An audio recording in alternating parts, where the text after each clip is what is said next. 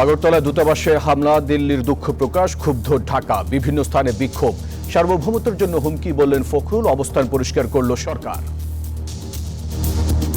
বাংলাদেশ খুব একটা সাম্প্রদায়িক খারাপ অবস্থার ভিতর দিয়ে যাচ্ছে, এরকম একটা পরিস্থিতি সৃষ্টির অভ্যন্তরীণ এবং দেশের বাইরে প্রচেষ্টা আছে। আমরা সেই প্রচেষ্টার সাথে সফল না হয় সেই চেষ্টা করছি। নতুন বছরে ফিরবেন তারেক রহমান, আশা বিএনপির। এখনো বাধা 4 মামলা। সামনের নির্বাচন এত সহজ হবে না বললেন ভারপ্রাপ্ত চেয়ারম্যান।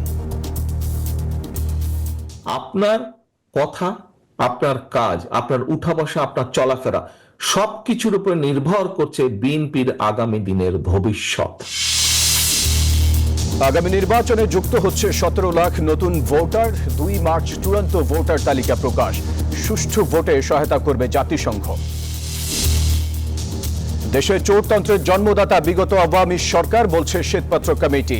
রাজনীতিক, আমলা ও ব্যবসায়ীরা মিলেই লুট করেছে অর্থনীতি। গুমের অভিযোগে সাবেক 2 পুলিশ সুপার ট্রাইব্যুনালে ঢালাও মামলাকারীদের আইনের আওতায় আনা হবে। রংপুরে স্বরাষ্ট্র উপদেষ্টা। আলেপ্পো দখলের পর হামার পথে সিরিয়ার বিদ্রোহীরা। গাজায় শতাধিক ফিলিস্তিনি নিহত। ক্ষমতায় বসার আগে যুদ্ধবিরতি চান ট্রাম্প। এবারে পুরো খবর। ত্রিপুরার আগরতলায় বাংলাদেশের সহকারী হাইকমিশন ভবনে হামলা ও ভাঙচুর করেছে বিক্ষুব্ধ ভারতীয়রা। এই ঘটনা গভীরভাবে দুঃখজনক বলে জানিয়েছে ভারতের পররাষ্ট্র মন্ত্রণালয়। প্রতিবেশী দেশে জাতীয় পতাকা অবমাননার ঘটনায় ক্ষোভে ফুঁসছে গোটা বাংলাদেশ। প্রতিবাদে ঢাকা বিশ্ববিদ্যালয়ের রাজু ভাস্কর্যে বিক্ষোভ মিছিলের ডাক দিয়েছে বৈষম্য বিরোধী ছাত্র আন্দোলন।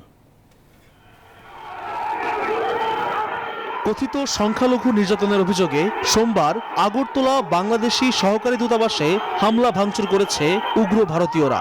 এ সময় বাংলাদেশের লাল সবুজ পতাকা টেনে হিচড়ে ছিঁড়ে ফেলা হয়। ইসকনের সাবেক সদস্য চিন্ময় দাসকে গ্রেপ্তারের প্রতিবাদে কর্মসূচি দেয় হিন্দু সংগ্রাম স্মৃতি নামে সংগঠন। বিদেশের মাটিতে কূটনৈতিক ভবনে এমন পরিকল্পিত হামলার ঘটনা সচরাচর দেখা যায় না, যা 1961 সালের ভিয়েনা কনভেনশনের সরাসরি লঙ্ঘন। ঘটনায় দুঃখ প্রকাশ করে ওই দিনই বিবৃতি দিয়েছে ভারতীয় পররাষ্ট্র মন্ত্রণালয়। এই ঘটনায় যথাযথ পদক্ষেপের আশ্বাস দিয়ে ভারত বলেছে, নয়াদিল্লিতে অবস্থিত বাংলাদেশের দূতাবাসে নিরাপত্তা জোরদার করবে তারা। কূটনৈতিক ভবনে হামলার ঘটনায় ক্ষুব্ধ ঢাকা। একই সাথে ভিয়েনা কনভেনশন অনুযায়ী কূটনীতিকদের নিরাপত্তা নিশ্চিতের দাবিও জানায় বাংলাদেশ। এদিকে এই হামলার প্রতিবাদে ঢাকা বিশ্ববিদ্যালয়ের রাজু ভাস্কর্যে বিক্ষোভ কর্মসূচি পালন করেছে বৈষম্য বিরোধী ছাত্র আন্দোলন। পাশাপাশি বিক্ষোভ মিছিল করেছে ইনকিলাব মঞ্চ। বৈষম্য বিরোধী ছাত্র আন্দোলনের প্রতিবাদ বিক্ষোভ হয়েছে চট্টগ্রামের 16 শহরে ও কুমিল্লা শহরে হয়েছে বিক্ষোভ। আল মোহাইমিনুল খান, নিউজ 24, ঢাকা। দর্শক, ভারতের আগরতলায় বাংলাদেশি দূতাবাসে হামলার ঘটনায় ঢাকা বিশ্ববিদ্যালয় ক্যাম্পাসে বিক্ষোভ চলছে। আর সেখানে আছেন সহকর্মী মাঝহারুল ইসলাম। আমরা সরাসরি যুক্ত হব মাঝহারের সাথে। মাঝহার, এই বিক্ষোভ সমাবেশে কি বলছেন বিক্ষোভকারীরা, আর উপস্থিতি কেমন দেখছেন?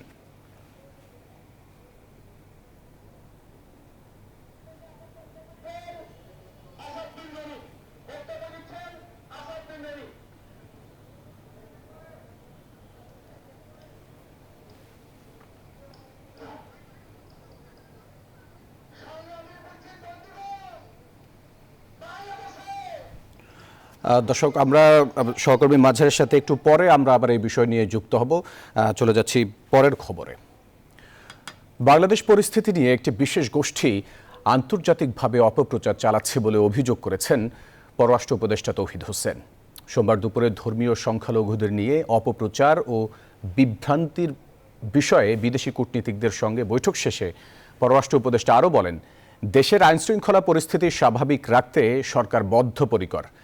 আর পারস্পরিক স্বার্থের ভিত্তিতে ভারতের সঙ্গে বাংলাদেশ স্বাভাবিক সম্পর্ক রাখতে চায় বলে মন্তব্য করেছেন পররাষ্ট্র উপদেষ্টা। চিন্ময় কৃষ্ণ দাসের গ্রেপ্তার ও ইসকন ইস্যুতে তৈরি হওয়া বিতর্কে সরকারের অবস্থান জানাতে রাষ্ট্রীয় অতিথি ভবন পদ্মায় আয়োজন করা হয় বৈঠক, যেখানে ঢাকায় নিযুক্ত বিদেশি কূটনীতিক, মিশন প্রধান ও জাতিসংঘের প্রতিনিধিরা অংশ নেন। পরে সংবাদ সম্মেলনে পররাষ্ট্র উপদেষ্টা জানান, বাংলাদেশের ধর্মীয় সংখ্যালঘুর উপর নির্যাতনের মিথ্যা তথ্য নির্ভর প্রতিবেদন প্রচার করছে ভারতীয় কিছু গণমাধ্যম। বাংলাদেশ খুব একটা সাম্প্রদায়িক খারাপ অবস্থার ভিতর দিয়ে যাচ্ছে, এরকম একটা পরিস্থিতি সৃষ্টির অভ্যন্তরীণ এবং দেশের বাইরের প্রচেষ্টা আছে। আমরা সেই প্রচেষ্টা যাতে সফল না হয় সেই চেষ্টা করছি। বাংলাদেশ নিয়ে মমতা ব্যানার্জির মন্তব্য রাজনৈতিকভাবে সঠিক নয় উল্লেখ করে উপদেষ্টা বলেন, পারস্পরিক স্বার্থের ভিত্তিতে ভারতের সঙ্গে স্বাভাবিক সম্পর্ক রাখতে চায় বাংলাদেশ। কাজে আমি ব্যক্তিগতভাবে মনে করি যে এটা তার জন্য খুব সঠিক পদক্ষেপ না রাজনৈতিক দৃষ্টিভঙ্গি থেকে। আমরা ভারতের সাথে একটা স্বাভাবিক ভালো সুসম্পর্ক চাই, পরস্পরের স্বার্থ ঠিক রেখে।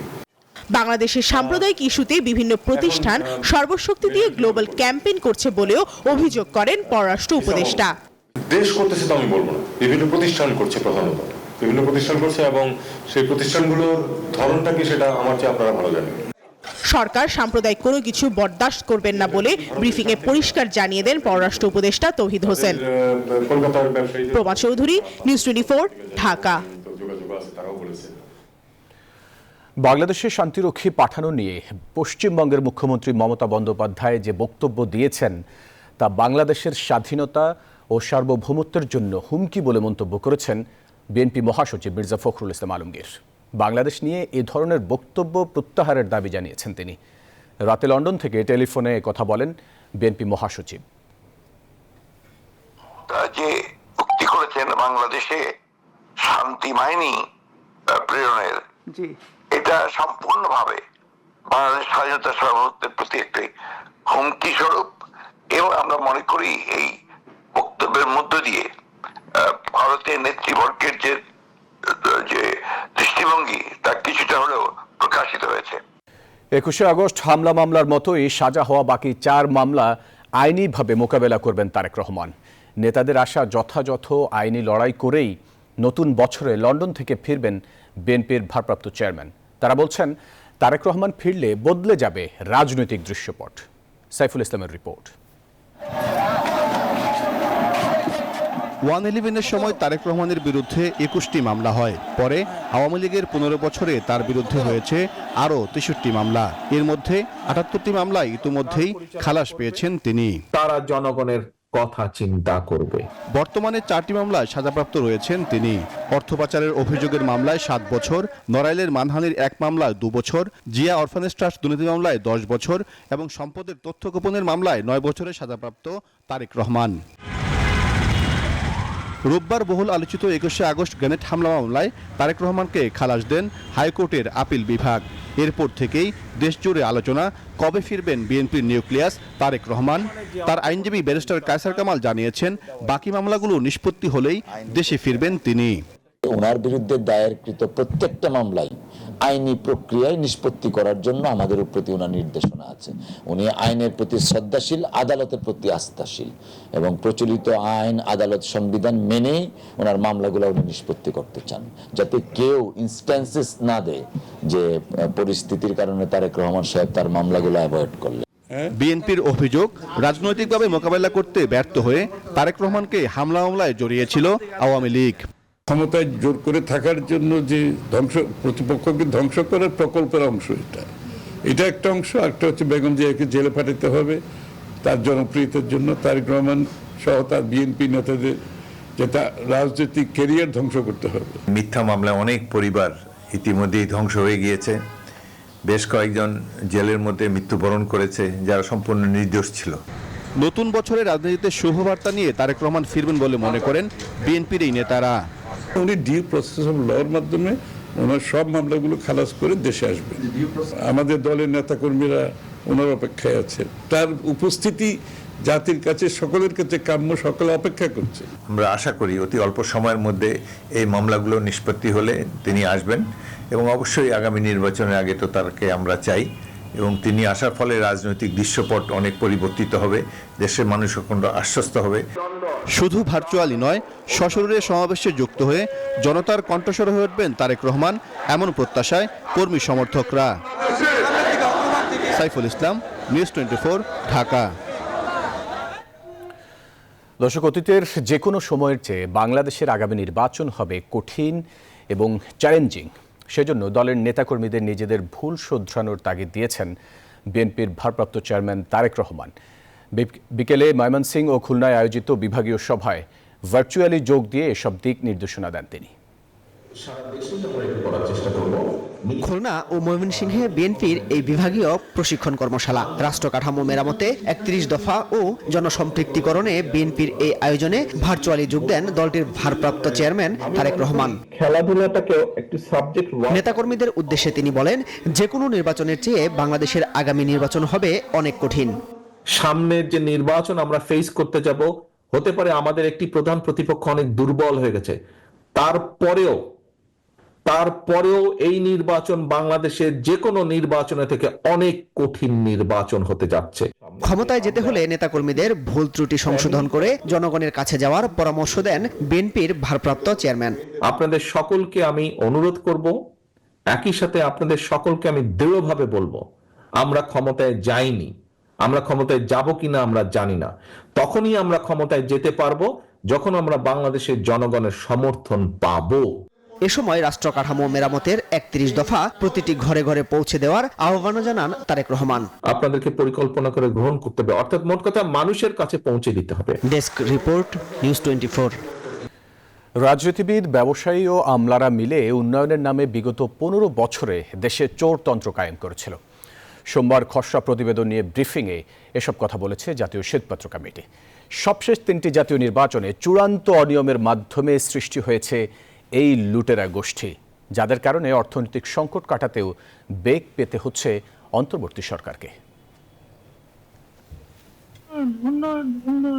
কিসের ফাইল? উন্নয়ন প্রকল্প স্যার। উন্নয়ন মধ্যমায়ের দেশের স্বপ্ন দেখিয়ে করা উন্নয়ন প্রকল্পে এখন দেশবাসীর স্বপ্নভঙ্গ।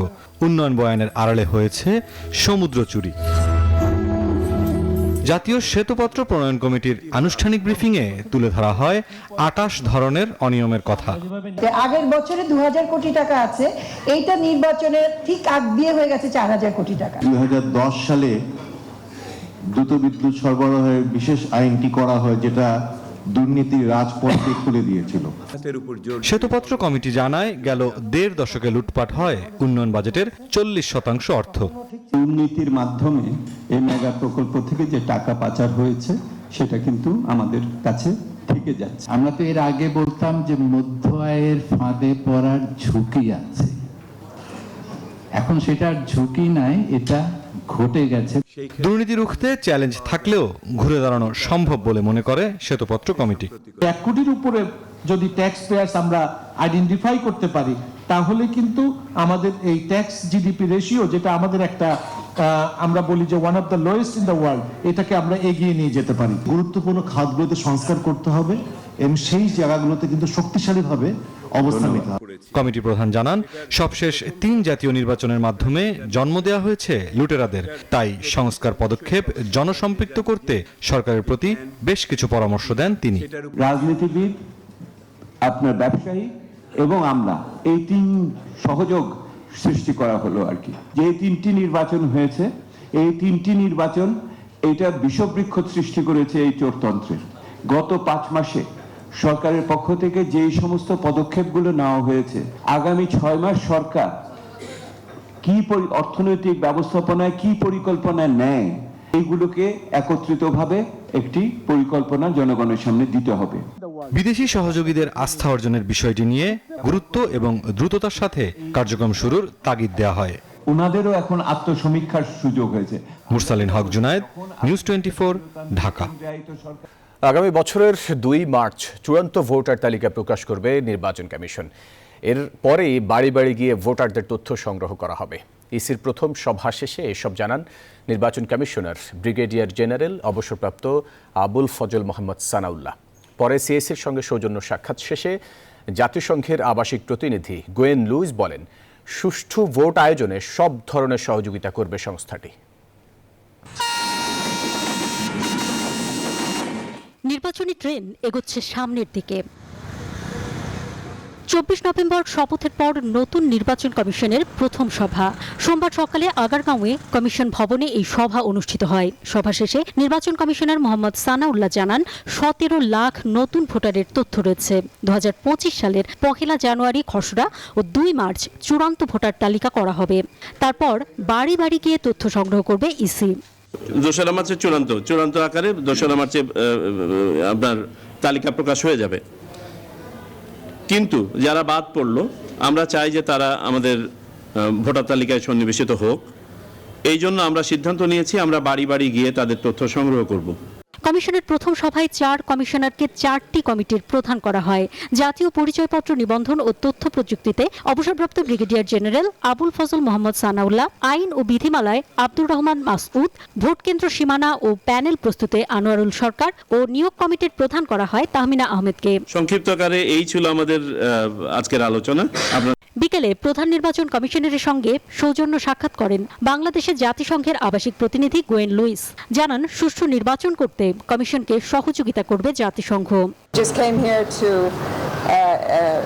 offer the United Nations support to the Election Commission and to see how technically we can work. সাক্ষাতে আগামী নির্বাচনের সময়সীমা নিয়ে কোনো আলোচনা হয়নি বলেও জানানো হয়। অন্তরা বিশ্বাস, নিউজ 24, ঢাকা। দর্শক, ভারতের আগরতলায় বাংলাদেশ দূতাবাসে হামলার ঘটনায় খুলনায় বিক্ষোভ চলছে। সেখানে আছেন সহকর্মী শামসুজ্জামান শাহিন। আমরা সরাসরি যুক্ত হচ্ছি তার সাথে। শাহিন, বিক্ষোভে অংশগ্রহণ করে বিক্ষোভকারীরা কি বলছেন, একটু বিস্তারিত একটু জানান আমাদেরকে।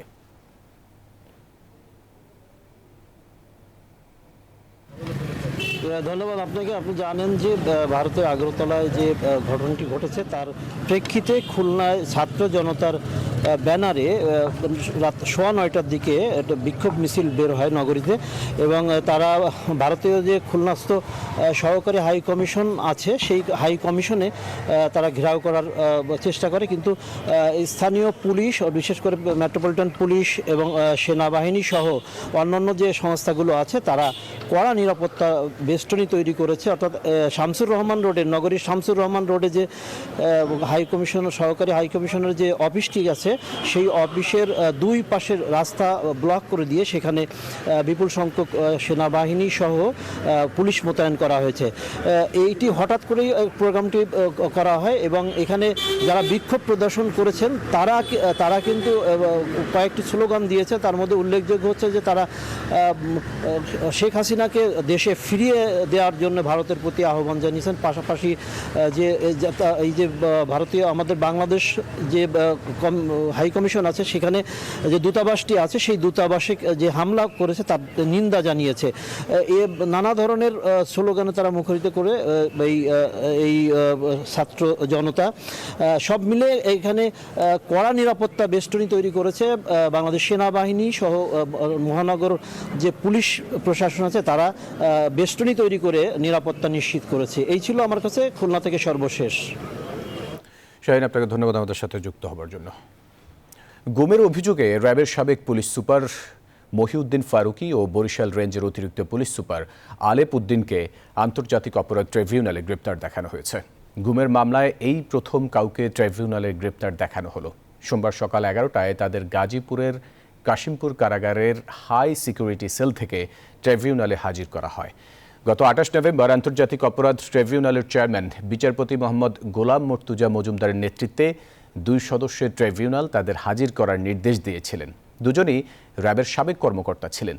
তাদের বিরুদ্ধে অসংখ্য গুম ও গুমের সময় সরাসরি নির্যাতনের অভিযোগ রয়েছে।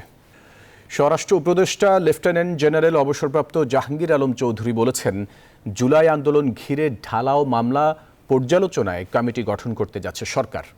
হয়রানির উদ্দেশ্যে কেউ মিথ্যা মামলা করলে বাদীকে আইনের আওতায় আনা হবে।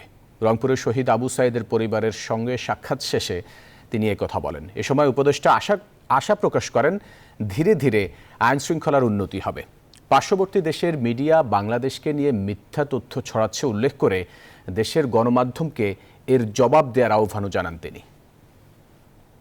ভিতরে ঢালাও মামলার ক্ষেত্রে যারা মিথ্যা মামলা দিচ্ছে আমরা তাদেরও আইনে আওতায় আনবো এবং এই মিথ্যা মামলা দিয়ে যেন কাউকে শাস্তিতে ভোগ করতে না হয় এই ব্যবস্থা আমরা নিচ্ছি। আমরা একটা কমিটিও করে দিচ্ছি, যে কমিটি ইনভেস্টিগেশন করে দেখবে, শুধু এটা পুলিশের উপরে না, আমরা এই যে ইসের কি বলে ডিসি মহোদয়ের, জেলা প্রশাসক এবং আমাদের এসপি এবং লিগ্যাল অফিসার, তারাও এইটা দেখবে। যুক্তরাজ্যের ইউনিভার্সিটি অফ উলভারহ্যাম্পটনের কার্যক্রম শুরু করতে যাচ্ছে বাংলাদেশের প্যানস্টোন এডুকেশন গ্রুপ। উত্তরায় প্যানস্টোন এডুকেশনের প্রধান কার্যালয়ে উভয় প্রতিষ্ঠানের গুরুত্বপূর্ণ সংশ্লিষ্ট ব্যক্তিরা বিদেশে উচ্চশিক্ষার ক্ষেত্রে শিক্ষার্থীদের অ্যাডমিশন, একাডেমিক বৃদ্ধি ও বৈশ্বিক ভবিষ্যৎ সম্পর্ক নিয়ে সংবাদ সম্মেলন করেন। এ সময় উপস্থিত ছিলেন যুক্তরাজ্যের ইউনিভার্সিটি অব উলভারহ্যাম্পটনের ভাইস চ্যান্সেলর অধ্যাপক ইব্রাহিম আদিয়া, শ্রীলঙ্কান প্রতিনিধি মেনিমারান মহেশ্বরন ও প্যানস্টোন এডুকেশন গ্রুপের প্রধান নির্বাহী মোস্তাফা জাবেদ সহ আরও অনেকে।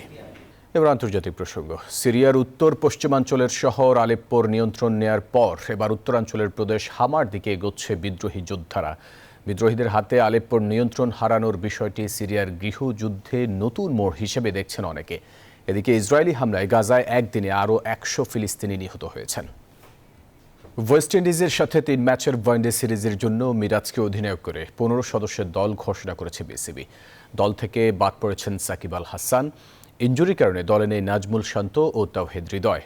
প্রথমবারের মতো ওয়ানডে দলে জায়গা পেয়েছেন পারভেজ ইমন। 1 বছর পর দলে ফিরেছেন আফিফ হোসেন। দলের বাকি সদস্যরা হলেন লিটন কুমার দাস, তনজিদ হাসান তামিম, সৌম্য সরকার, মাহমুদুল্লাহ রিয়াদ, জাকির আলী অনিক, রিশাদ হোসেন, নাসুম আহমেদ, তাসকিন আহমেদ, হাসান মাহমুদ, শরীফুল ইসলাম, তনজিম হাসান সাকিব, নাহিদ রানা। আগামী 8 ডিসেম্বর বাংলাদেশ ওয়েস্ট ইন্ডিজের সিরিজের প্রথম ওয়ানডে।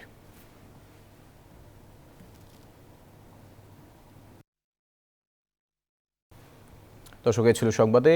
সাথে থাকার জন্য ধন্যবাদ সবাইকে।